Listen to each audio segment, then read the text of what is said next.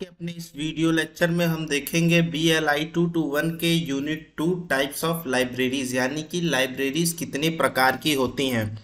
हमारी कुल लाइब्रेरीज जो हमें पढ़नी है इस लेक्चर में वो है 7 प्रकार की लाइब्रेरीज हैं। National libraries, academic libraries, public libraries, special libraries, digital libraries, virtual libraries और हाइब्रिड लाइब्रेरीज। हम इनके बारे में इस वीडियो लेक्चर में पढ़ेंगे आज इन 7 प्रकार की लाइब्रेरीज के बारे में। पहले हम देखते हैं नेशनल लाइब्रेरीज क्या होती हैं।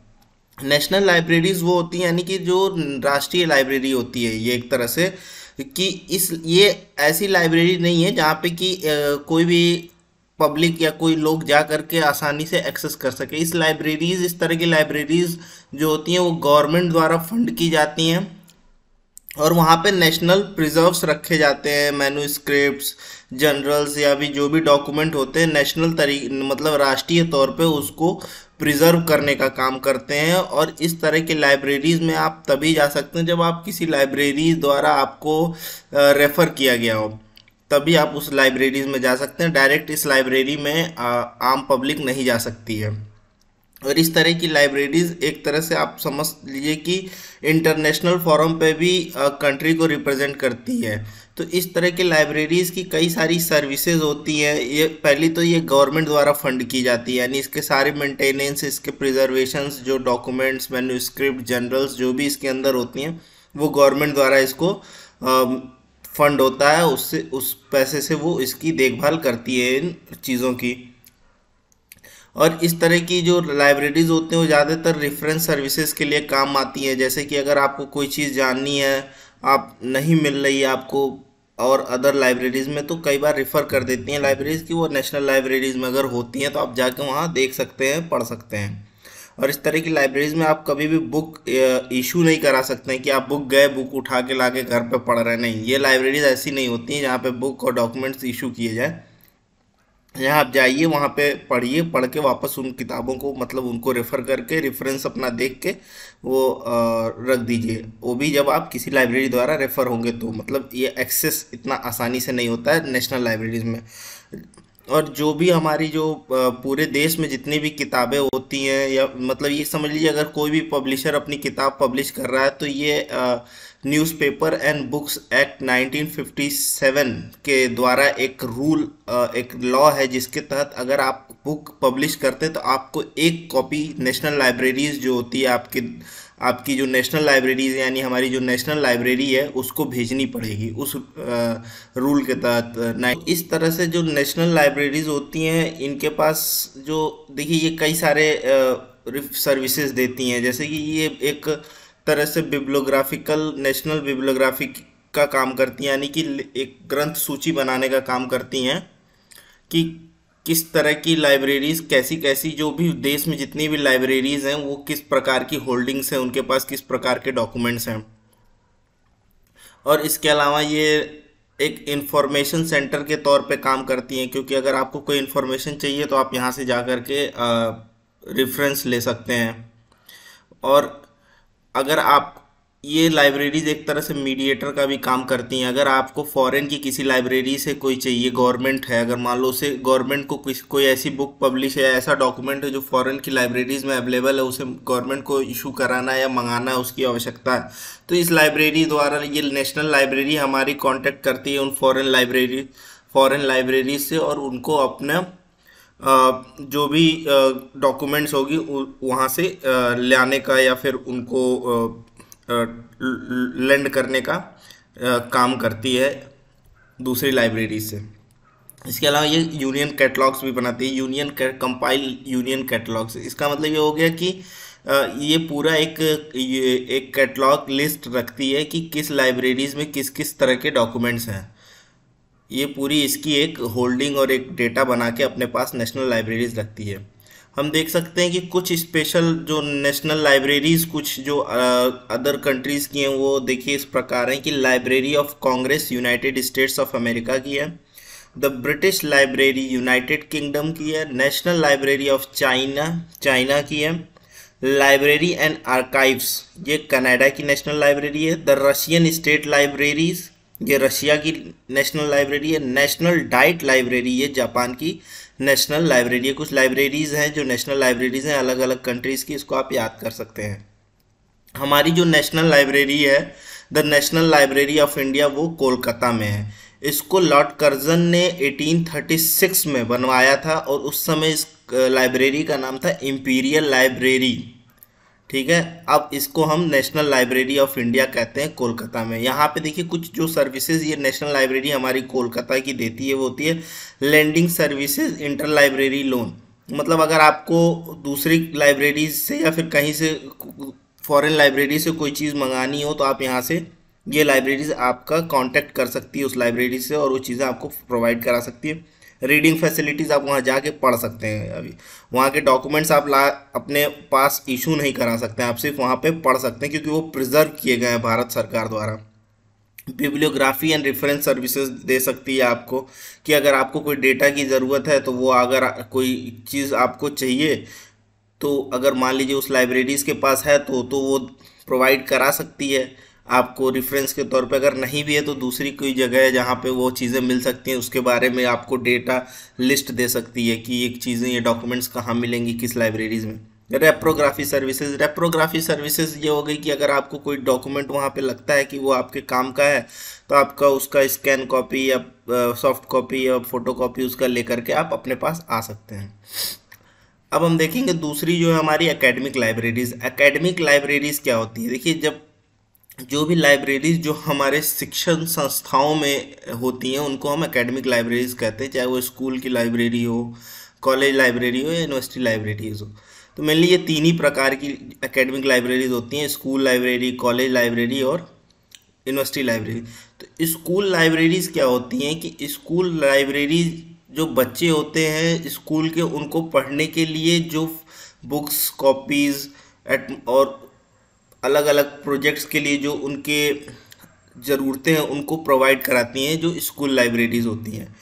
उनको लेंडिंग सर्विसेज, रेफरेंस सर्विसेज, अगर कोई बुक्स और कॉपीज़ नहीं है उनके पास तो वो दूसरी, मतलब फिर वो ये मतलब हर प्रकार जो इफ़ेक्टिव पढ़ने के लिए, इफ़ेक्टिव स्टडी के लिए जो भी किताबों की, जो भी पत्रिकाओं की ज़रूरत होगी, न्यूज़पेपर की ज़रूरत होगी, चाहे वो स्टोरी टेलिंग बुक्स हो गई या फिर कोई भी इस प्रकार के वीडियोस या फिर कोई ऐसे पीपीटी प्रेजेंटेशंस, वो सब रखती हैं स्कूल लाइब्रेरी, जिससे एक इफ़ेक्टिव लर्निंग एटमॉस्फेयर क्लासरूम में क्रिएट किया जा सके। और अगर बच्चों को, और इसके अलावा ये कई सारी रूटीन सर्विसेज भी देती हैं, जैसे अगर कोई अपडेट्स या कोई जनरल नॉलेज की कोई अपडेट आती है या फिर कोई करंट अवेयरनेस की अपडेट आती है तो वो भी लाइब्रेरीज अपडेट करती रहती हैं बच्चों के लिए, ताकि बच्चे उन इंफॉर्मेशन तक पहुंच सकें। इसके अलावा कई सारे एंटीसिपेटरी इंफॉर्मेशंस भी देती है लाइब्रेरीज, जैसे कि मान लीजिए अगर कोई किसी चीज़ की नोट्स की आवश्यकता है या आंसर्स की आवश्यकता है किसी सब्जेक्ट की, तो उन सब का भी एक लिस्ट तैयार करके, एक कंपाइल करके, एक पीडीएफ या फिर जो भी, मतलब जिस प्रकार का भी उनका हार्ड कॉपी, सॉफ्ट कॉपी अपना रखती हैं और वो बच्चों तक पहुंचाती हैं स्कूल लाइब्रेरीज। तो स्कूल लाइब्रेरीज क्या होती हैं, यहाँ पे जो टीचर्स होते हैं वो इन्वॉल्व होते हैं बच्चों को पढ़ाने के लिए, हर एक बच्चों को इंफॉर्मेशन देने के लिए क्रिएटिव मैनर, कोई भी क्रिएटिव तरीके से, कि बच्चा इस चीज़ों को समझ सके। तो उस तरह के काम एकेडमिक लाइब्रेरीज में जो स्कूल लाइब्रेरीज होती हैं वो करती हैं। और कॉलेज लाइब्रेरीज क्या होती हैं? देखिए, कॉलेज और स्कूल लाइब्रेरीज में बेसिक डिफरेंस ये है कि यहाँ पे जो कॉलेज होता है, यहाँ पे जाहिर सी बात है बच्चे ज़्यादा होंगे और टीचर्स, हर जो प्रोफेसर या टीचर होंगे हर बच्चे पे ध्यान नहीं दे सकें। तो कॉलेज लाइब्रेरी में क्लासरूम एटमॉस्फेयर डेवलप करने के पर्पस से ये लाइब्रेरीज बनाई जाती हैं कि लोग वहाँ पे आप उतने किताबें, जर्नल्स और पत्रिकाएं ये कॉलेज लाइब्रेरीज रखती हैं। और इसके अलावा कई सारे ऐसे प्रोग्राम्स भी कराती हैं ये लाइब्रेरीज, जिससे उनको किसी एक पर्टिकुलर डिसिप्लिन या सब्जेक्ट में बच्चों को इंटरेस्ट आ सके और वो हायर स्टडीज़ के लिए अपने आप को तैयार कर सकें। या फिर कुछ प्रोग्राम्स कराती भी हैं लाइब्रेरीज, जिससे कि बच्चों को रिस्पॉन्सिबिलिटीज़ को निभाना या फिर कुछ ऐसे फंक्शंस कराना जिससे बच्चे और रिस्पॉन्सिबल हो सकें और जागरूक हो सकें, अवेयर हो सकें। इस प्रकार के भी काम कॉलेज लाइब्रेरीज कराती हैं। और इनके पास जो सर्विसेज होती हैं, इनकी टेक्स्ट बुक सर्विसेज होती है, जैसे कि किताबें हो गई, lending and inter library loan services. अगर कोई मान लीजिए लोन सर्विसेज इंटर लाइब्रेरी यानी कि दूसरी लाइब्रेरी से कोई किताब मंगा के आपको देना, यानी अगर इनके पास कोई किताब नहीं है तो दूसरी जगह से मंगा के दे दी। रीडिंग रूम सर्विसेज, एक बढ़िया हॉल होगा जहाँ टेबल मेज कुर्सियाँ लगी होंगी, आप जा कर के बैठ के पढ़ सकते हैं, कोई आपको वहाँ डिस्टर्ब नहीं करेगा।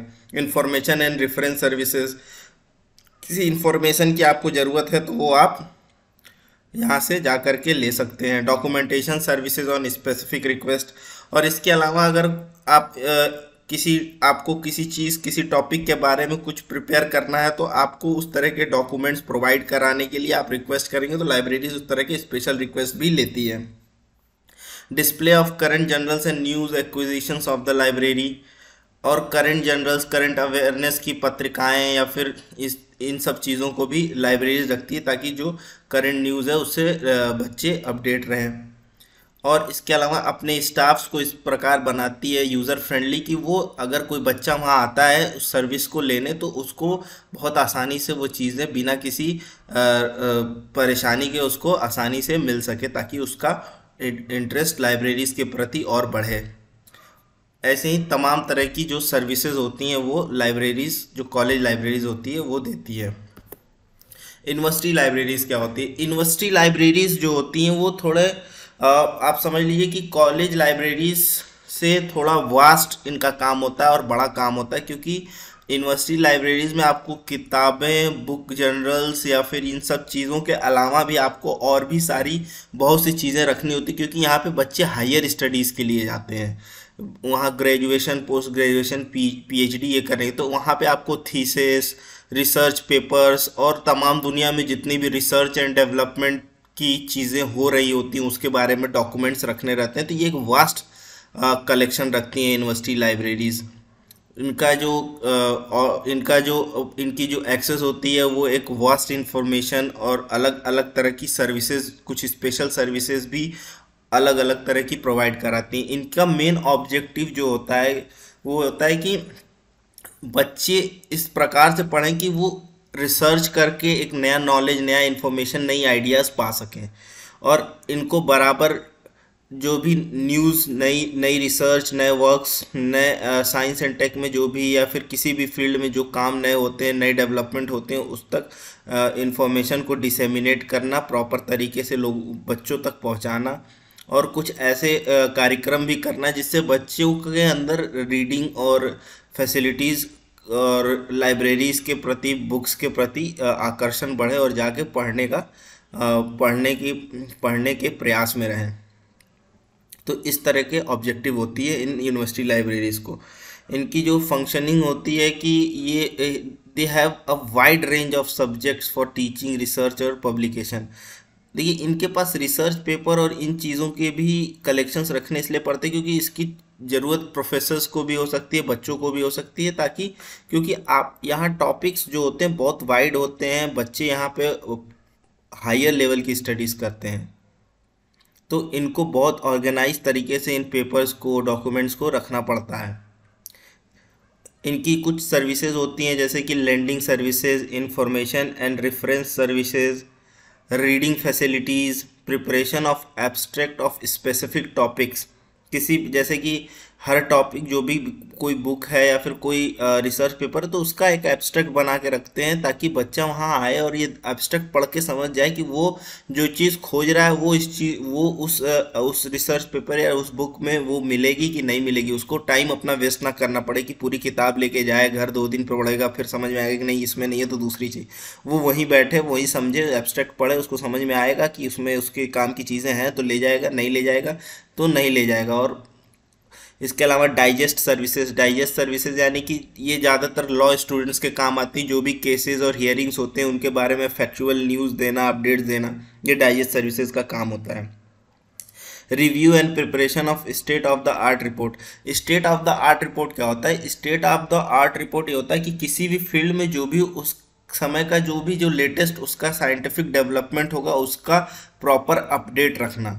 तो इस तरह की सर्विस प्रॉपर अपडेट रखना, इस तरह का इंफॉर्मेशन हमेशा स्टूडेंट्स तक पहुंचाना, अगर उस फील्ड के जो स्टूडेंट हैं कि उनके उस फील्ड में जो भी साइंटिफिक अपडेट आती हैं वो उन तक डिसेमिनेट करना, उन तक पहुंचाना, ये भी यूनिवर्सिटी लाइब्रेरीज का काम होता है।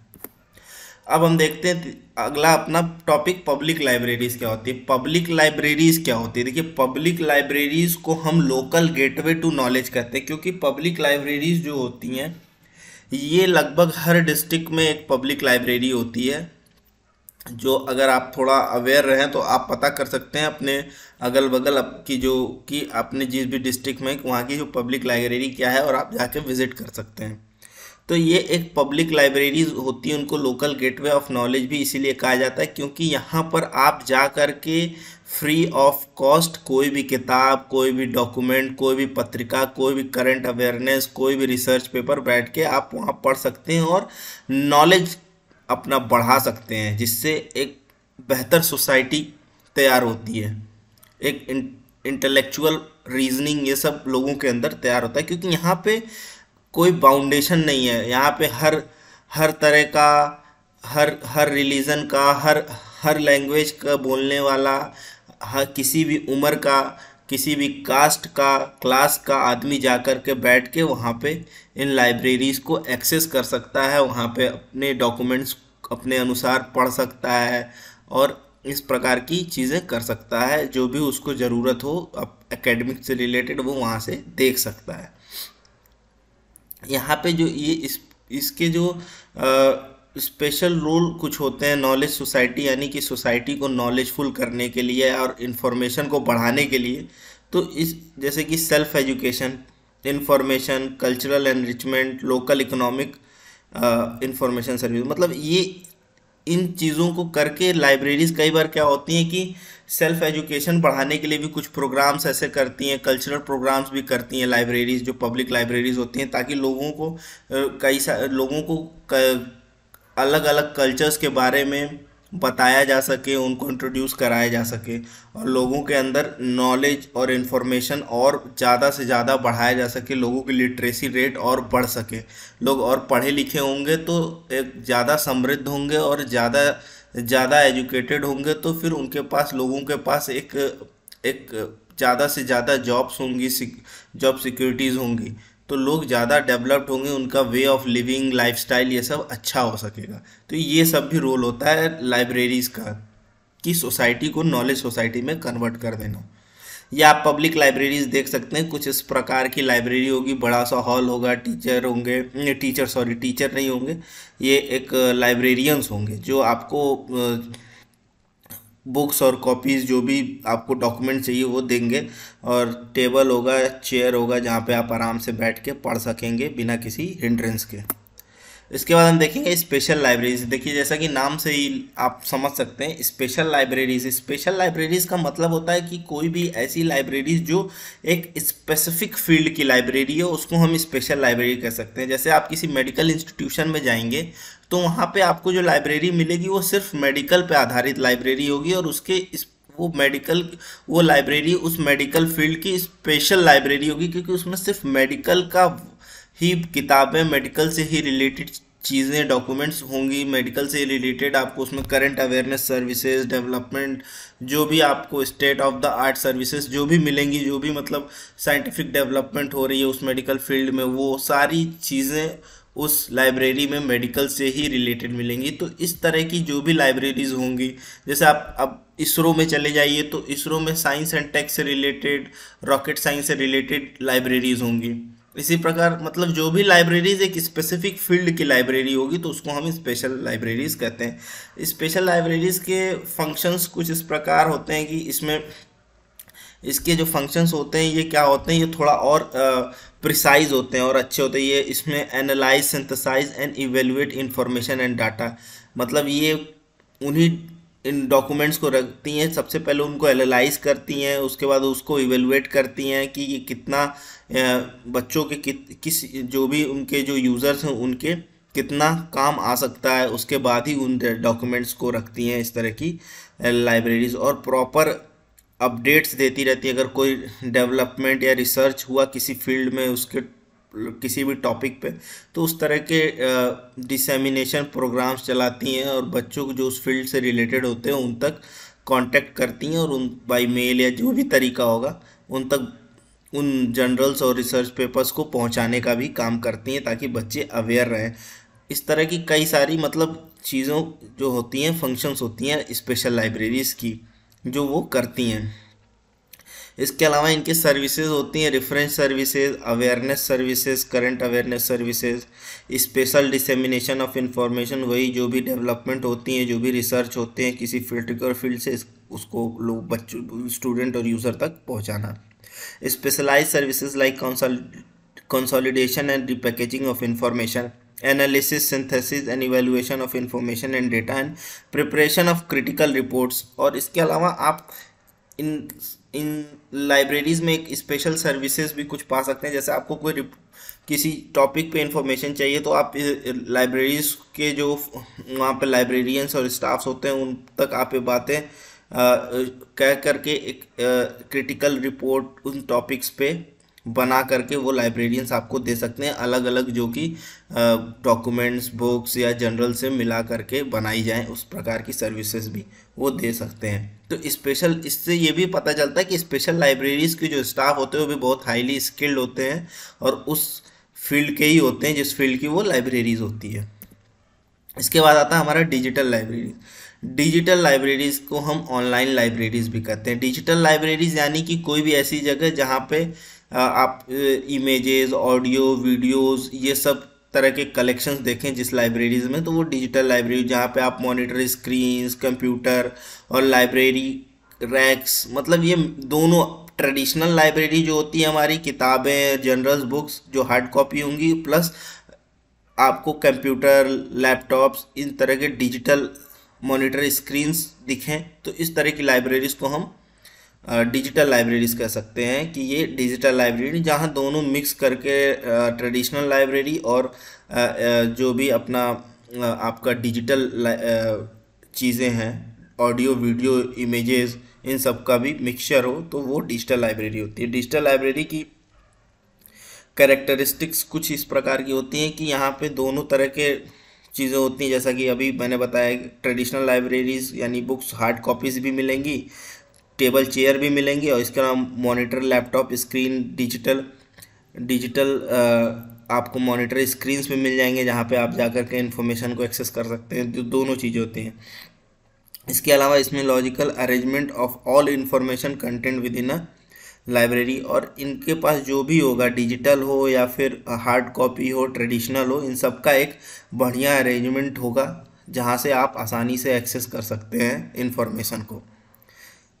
इसके अलावा digital library require both the skill of librarians as well as those of computer skills. और ये डिजिटल लाइब्रेरीज में एक और इम्पॉर्टेंट चीज़, अगर ये लाइब्रेरीज दोनों चीज़ें रखती हैं, ट्रेडिशनल किताबें और इसके अलावा कंप्यूटर, लैपटॉप्स पे इंफॉर्मेशंस भी देती हैं, तो इसका मतलब यहाँ के जो स्टाफ होंगे उनको दोनों तरह से ट्रेंड होना पड़ेगा। उनको डिजिटली भी ट्रेंड होना पड़ेगा और कंप्यूटर के बारे में भी जानना पड़ेगा, मतलब उनको कंप्यूटर ऑटोमेशंस के बारे में भी सारे जानकारी होनी पड़ेगी, ट्रेंड होना पड़ेगा, और जो ट्रेडिशनल लाइब्रेरीज़ की जानकारी है वो भी होनी पड़ेगी। मतलब इनको दोनों की ही तरह से ट्रेनिंग लेनी पड़ती है इनके जो स्टाफ होते हैं डिजिटल लाइब्रेरी के। ये आप देख सकते हैं, ये कुछ ऐसा डिजिटल लाइब्रेरी आपको देख सकते हैं, मिल सकता है। देखिए यहाँ पे आपको मॉनिटर स्क्रीन्स, कंप्यूटर्स भी हैं, और इसके बाद ट्रेडिशनल लाइब्रेरी की चीज़ें जैसे टेबल, चेयर, रैक्स में किताबें, इस तरह की भी दोनों चीज़ें यहाँ अवेलेबल हैं। तो इस तरह की कुछ अगर सीन है तो ये फिर आप इसको डिजिटल लाइब्रेरी कह सकते हैं। वर्चुअल लाइब्रेरीज़ क्या होती है? देखिए वर्चुअल लाइब्रेरीज़ क्या होती है? वर्चुअल लाइब्रेरीज़ यानी कि जो लाइब्रेरीज़ फिजिकल फॉर्म में नहीं है। जैसे डिजिटल लाइब्रेरी आपको फिजिकल फॉर्म में थी जहाँ पे इलेक्ट्रॉनिक सामान भी था और ट्रेडिशनल किताबें, कॉपीज़ भी थी, पर वर्चुअल लाइब्रेरीज़ क्या है, यहाँ पे ये फिजिकल फॉर्म में नहीं है, ये कम्प्लीटली एक सर्वर पर होगा, इंटरफेस पे होगा, इंटरनेट पे होगा, या वेबसाइट्स होगी, या एप्लीकेशन होगा, इसका कोई ऐप होगा जिसके थ्रू आप इस लाइब्रेरी को एक्सेस करते हैं, आप इस लाइब्रेरी तक अपने आप पहुंच पाते हैं। तो इस तरह की कोई भी लाइब्रेरीज होगी जो इलेक्ट्रॉनिक नेटवर्क्स पे चलेगी, इलेक्ट्रॉनिक हाईवेज पे चलेगी, उस तरह की लाइब्रेरीज को हम वर्चुअल लाइब्रेरी कहते हैं। यहाँ पे डेटा आसानी से भी मिल जाता है, इजीली आप कोई भी डेटा पा सकते हैं और कंप्लीट डेटा पा सकते हैं with in friction of second in 1 click. इसके अलावा इनकी जो कैरेक्टरिस्टिक्स अभी आपने जैसा मैंने बताया समझी गए कि फिजिकली ये प्रेजेंट नहीं होती हैं, इलेक्ट्रॉनिक फॉर्मेट में इनके पास डॉक्यूमेंट्स होता है। इनका लोकेशन, ये जो होते हैं इनकी कोई लोकेशन नहीं होती, इसको आप कहीं से भी एक्सेस कर सकते हैं, घर से या ऑफिस से या फिर किसी सड़क के किनारे बैठ कर के कहीं भी पार्क में कहीं से भी आप इन लाइब्रेरीज़ को एक्सेस करते हैं, क्योंकि ये पूरी लाइब्रेरी ही सर्वर पे होती है, एक नेटवर्क पे होती है, नेटवर्क सिस्टम पे होती है, जिसको आप वेबसाइट या एप्लीकेशन के द्वारा एक्सेस करते हैं। तो इस तरह की इनकी ये कैरेक्टरिस्टिक्स होती हैं। और ये डिलीवरी जो होता है इनका बहुत फास्ट होता है, क्योंकि आप एक क्लिक पे ही सारे इन्फॉर्मेशन पा सकते हैं। इनकी जो सर्विसेज होती हैं रिसोर्स डिस्कवरी सर्विसेज होती हैं, मतलब कि आपको जो चीज़ें पर्टिकुलरली चाहिए आप वही एग्जैक्टली चीज़ें यहाँ पे पा सकते हैं बिना किसी लेट लतीफ़ी के। इसके अलावा रेफरेंस सर्विसेज भी होती हैं, इंस्ट्रक्शन सर्विसेज भी होती हैं, और इसके अलावा पैटर्न अकाउंट सर्विसेज भी होती हैं। मतलब कि ये वेबसाइट पैटर्न अकाउंट सर्विसेज मतलब ये भी हो सकता है कि आपकी कोई ऐसी वेबसाइट हो जहाँ पे आपका अपना खुद का अकाउंट बन जाए, उसके बाद आप जितनी किताबें वहाँ से अपने अकाउंट में जा कर के किताबें इशू कराइए, उसकी जो किताबें हैं वो आप एक्सेस कर सकते हैं उस पर्टिकुलर लाइब्रेरी की। आपका पर्टिकुलर अकाउंट होगा, आप कितनी किताबें पढ़े कितनी नहीं पढ़े सबका डिटेल लिस्ट उस अकाउंट में होगा। उस तरह की भी सर्विसेज होती हैं इस वर्चुअल लाइब्रेरी में। इसके बाद हम देखेंगे हाइब्रिड लाइब्रेरी। हाइब्रिड वर्ड जो था ये सबसे पहले 1998 में क्रिस रसब्रिज द्वारा कॉइन किया गया था डीलिब मैगजीन में। हाइब्रिड लाइब्रेरीज का मतलब हो गया कि कोई ऐसी लाइब्रेरीज जो कि मिक्सचर हो डिजिटल लाइब्रेरीज का और वर्चुअल लाइब्रेरीज का, इन दोनों का जब मिक्सचर हो, यानी कि वहाँ पे आपको फिजिकल फॉर्म में भी किताबें हों, डिजिटल फॉर्म में भी किताबें हों, सॉफ्ट कॉपीज़ भी हो, हार्ड कॉपीज़ भी हो, और पूरी लाइब्रेरी ऑटोमेटिक हो। कुछ इस टाइप के रैक्स हों, किताबें हों कि आप रैक से गए किताबें निकालें, ऑटोमेटिक आपके नाम से वो किताबें इशू हो गई। कुछ ऐसे कंप्यूटर सिस्टम हो जहां आप बैठे इन्फॉर्मेशन जो भी आपने अपना एक्सेस किया तो वो आपके नाम से अपने आप वो आपका एक डेटाबेस बन गया और आपके पास वो सारे इन्फॉर्मेशंस खुल के आ गए। तो इस तरह की जो लाइब्रेरीज होती हैं कि वो जो होती हैं उनको गेटवे लाइब्रेरी या फिर हाइब्रिड लाइब्रेरी भी कह सकते हैं आप। तो ये लाइब्रेरीज जो होती हैं ये दोनों ही डिजिटल और वर्चुअल लाइब्रेरीज का एक मिक्सचर होती हैं, मिक्स होती हैं, तो इनको हम हाइब्रिड लाइब्रेरीज कहते हैं। इसके अलावा अगर आपको इग्नू या लाइब्रेरी साइंस से कोई भी अपडेट चाहिए तो आप हमारे टेलीग्राम चैनल लाइब्रेरी लिटरेसी से जुड़ सकते हैं। और अगर आपको BLIS या CLIS के सॉल्व्ड असाइनमेंट कंप्लीट चाहिए तो आप हमारे नीचे दिए हुए व्हाट्सएप नंबर पर टेक्स्ट कर सकते हैं। Follow all our social media handles, stay connected, subscribe our channel for further more lecture and videos. आगे और भी लेक्चर और वीडियोस पाने के लिए आप हमारे चैनल KT रिपोजिटरी को सब्सक्राइब करिए और शेयर करिए।